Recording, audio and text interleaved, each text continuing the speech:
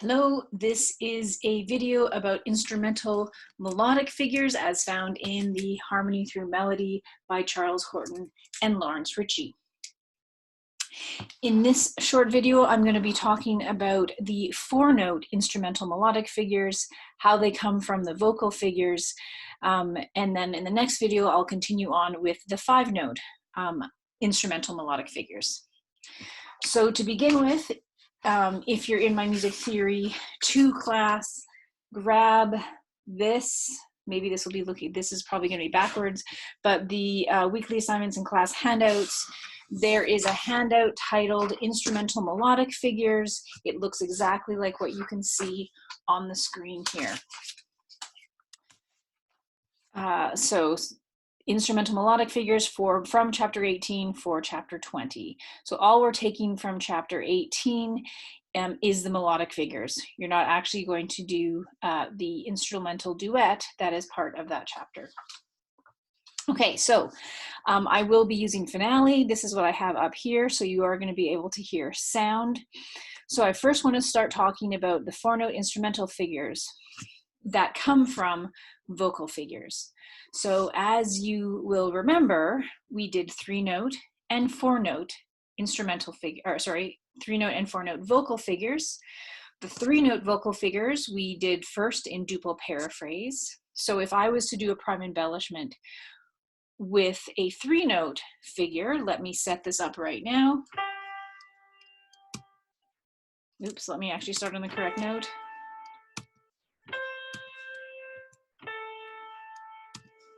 Okay, it would be a downbeat to downbeat prime embellishment. So remember, we always, for our 3-note and 4-note, I always stressed downbeat to downbeat. To convert this into a 4-note, we would fill in one of these half notes with passing. So one of these sides would then turn into 2 quarter notes. So we'll do the second half of this one. So then this whole figure from beginning to end would be, okay, and that would be your 4-note prime embellishment. Notice that in both of these melodic figures, it's a downbeat to downbeat figure. The thing that changes with instrumental 4-note figures is that we now are allowed to stay within the measure, and you don't have to go from downbeat to downbeat or strong beat to strong beat. So what changes is we don't go over the bar line or we don't go past the beat. So in this case, this 4-note melodic figure that I just did is now going to be all in quarter notes within the measure.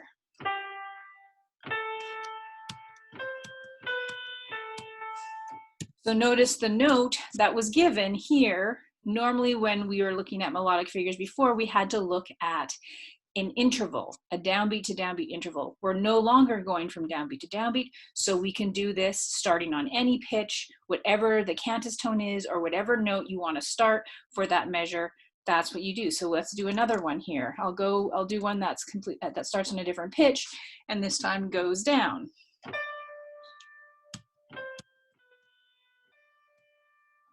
That's another prime embellishment figure. We could also do a figure if we are working in 16th notes or in 8th notes.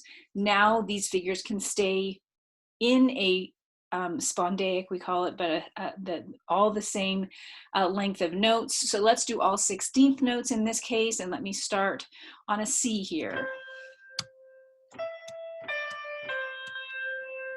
And then we could go down one and do another one.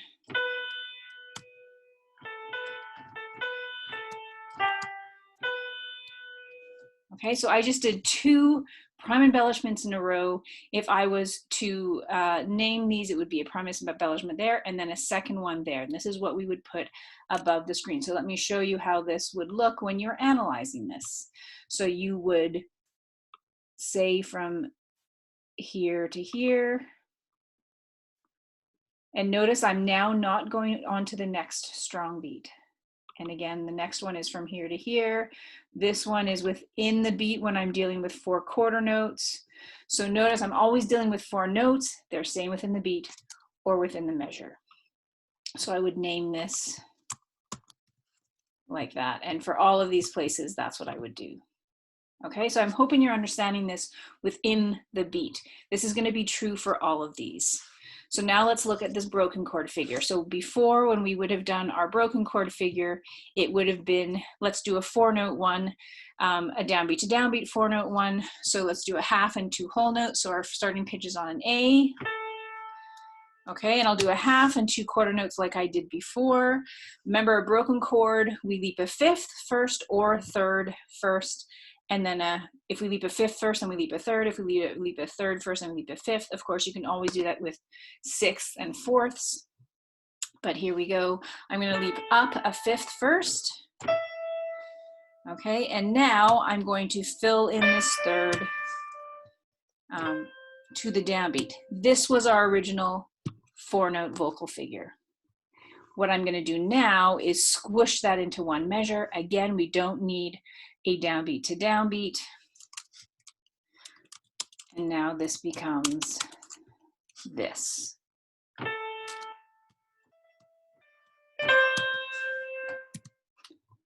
And that's the figure. And we can do this in a bunch of different ways. Let's go down a third first.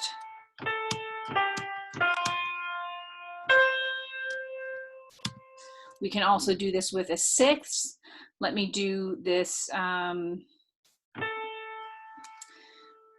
doing by stepwise first, going up. And now I can leap a sixth down here, right? So we have a third and a sixth.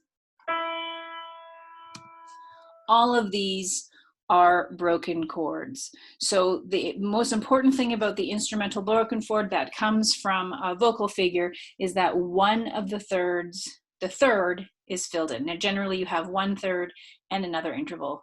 In this case, the third is filled in. Okay, so that's our 2 4-note instrumental figures that come from our vocal figures. Biggest changes, they stay within the beat. Again, let me just do one more at the end so you often see these, and let's do this one first in 8th notes. So let's do another one starting on A, but now in 8th notes.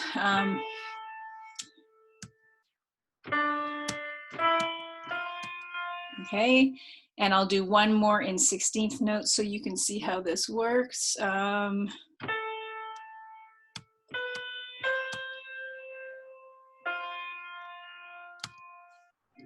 Okay, both of those are within the beat broken chords. Okay, so notice a leap of a fifth, the third is filled in. Here we go, the third is first and it's filled in, and then we have a leap of a fifth.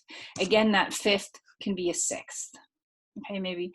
So hopefully that clears up these broken chords instrumental figures.